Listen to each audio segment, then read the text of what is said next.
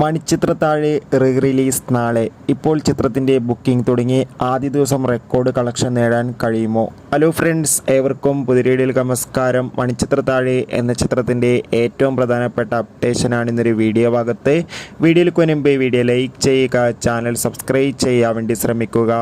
Mohanlal, Suresh Gopi, Shobhana, innocent എന്നൊക്കെ പ്രധാന കഥാപാത്രങ്ങളായിട്ട് 31 വർഷങ്ങൾക്ക് ശേഷം നാളെ ഓഗസ്റ്റ് 17-ാം തീയതി റിലീസ് ചെയ്യാൻ പോകുന്ന ചിത്രമാണ് മണിച്ചിത്രത്താഴ്.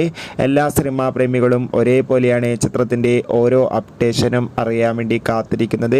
ചിത്രത്തിൻ്റെ ഒഫീഷ്യൽ ട്രെയിലറിനൊക്കെ മികച്ച അഭിപ്രായം തന്നെ സ്വന്തമാക്കാൻ വേണ്ടി സാധിച്ചിട്ടുണ്ടായിരുന്നു. ചിത്രം നാളെ തിയേറ്ററുകളിൽ 4Kയിലായിരിക്കും റിലീസ് ചെയ്യാൻ പോകുക. ഇപ്പോൾ ഇതാ ചിത്രത്തിൻ്റെ ബുക്കിംഗ് ഒക്കെ ആരംഭിച്ചിരിക്കുകയാണ്. അതോടുകൂടി ആദ്യ ദിനം തന്നെ ഒരു മികച്ച പ്രീ സെയിൽസ് കളക്ഷൻ നേടിയെടുക്കാൻ വേണ്ടി സാധിച്ചിട്ടുണ്ട്.